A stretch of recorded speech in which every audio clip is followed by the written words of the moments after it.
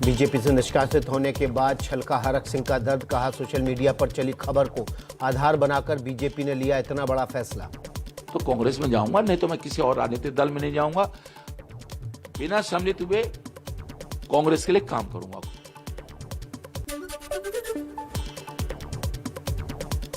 BJP से निकाले गए हरक सिंह कांग्रेस में हो सकते हैं शामिल, कहा कांग्रेस में नहीं गया तो अभी उसकी जीत के लिए काम करूंगा। तो कांग्रेस में जाऊंगा, नहीं तो मैं किसी और राजनीतिक दल में नहीं जाऊंगा। बिना सम्मिलित हुए कांग्रेस के लिए काम करूंगा।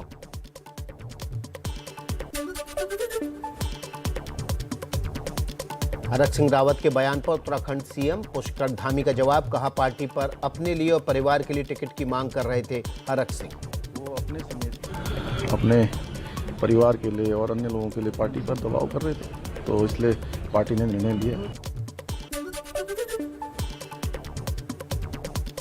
दिल्ली में आज यूपी बीजेपी कोर कमेटी की बैठक। दिल्ली में आज और कल होगा उम्मीदवारों पर मंथन। अमित शाह, जेपी नड्डा समेत यूपी के सभी बड़े नेता रहेंगे मौजूद।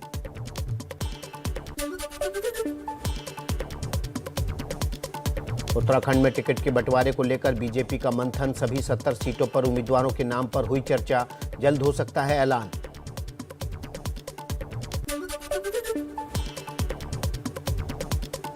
किसान नेता नरेश टिकैत से मिले बीजेपी सांसद संजीव बालियान। टिकैत ने समाजवादी पार्टी और आरएलडी को समर्थन का ऐलान करने के बाद लिया था यू टर्न। पंजाब में चरणजीत सिंह चन्नी के भाई की पार्टी से बगावत। निर्दलीय चुनाव लड़ेंगे चन्नी के भाई मनोहर सिंह। कांग्रेस की लिस्ट में नाम न आने के बाद बोले बस्सी पठाना सीट से लड़ूंगा। बीजेपी की बैठक में संजय निषाद और अनुप्रिया पटेल भी शामिल होंगी। संजय निषाद ने 15 सीटों पर चुनाव लड़ने का किया है ऐलान। 15 से 18 सीटें मिलेंगी हमें।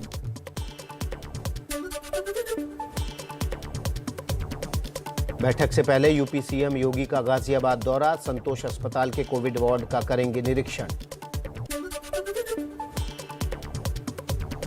सूत्रों के मुताबिक यूपी में किसी भी मौजूदा सांसद को टिकट नहीं देगी बीजेपी। एक परिवार में 2 लोगों को टिकट देने से भी इंकार।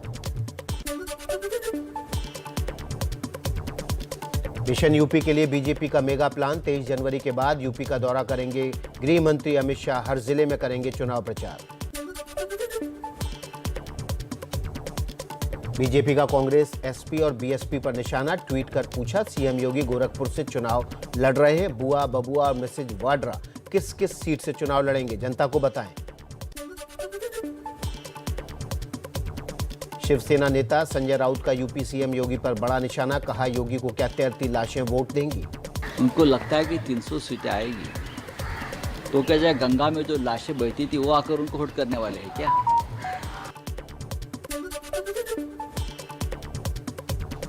समाजवादी पार्टी के अध्यक्ष अखिलेश यादव का बड़ा ऐलान। कहा समाजवादियों की सरकार बनी तो 3 महीने के अंदर जातिगत जनगणना कराएंगे।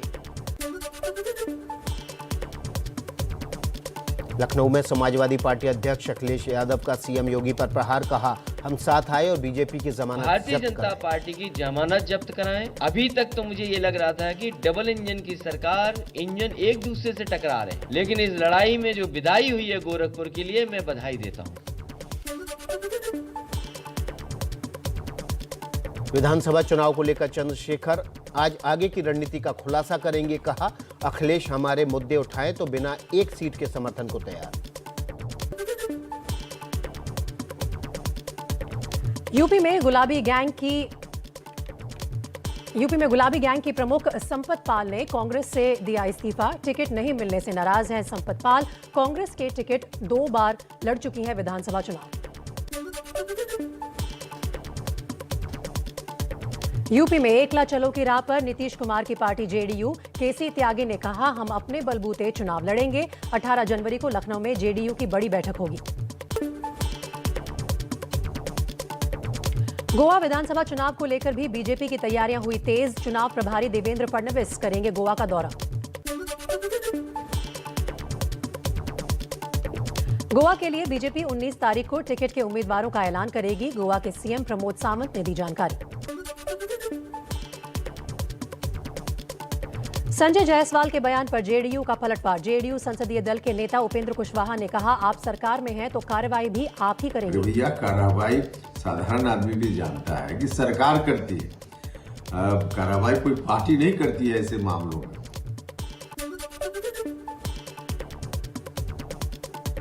वर्ल्ड इकोनॉमिक फोरम में आज पीएम मोदी का संबोधन। दावोस एजेंडा शिखर सम्मेलन में कोरोना समेत कई मुद्दों पर कर सकते हैं बात।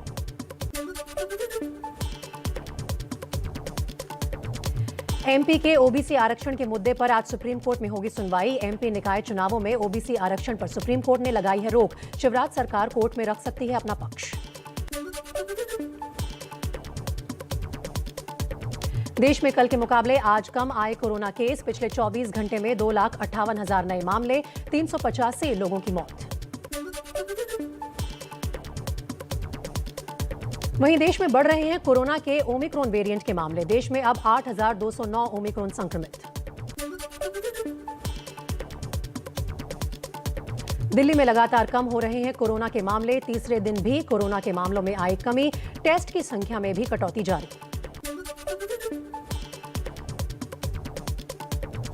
ओडिशा के भुवनेश्वर एम्स में 250 डॉक्टर और मेडिकल स्टाफ कोरोना पॉजिटिव। कल से ओपीडी सेवा बंद करने का फैसला। 24 घंटे में ओडिशा में कोरोना के रिकॉर्ड 11,000 से ज्यादा नए केस।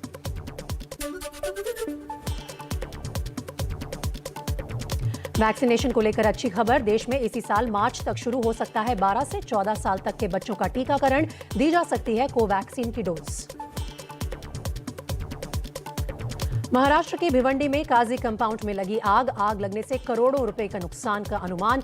फायर इंजन की गाड़ियां कर रही हैं आग पर काबू पाने की कोशिश।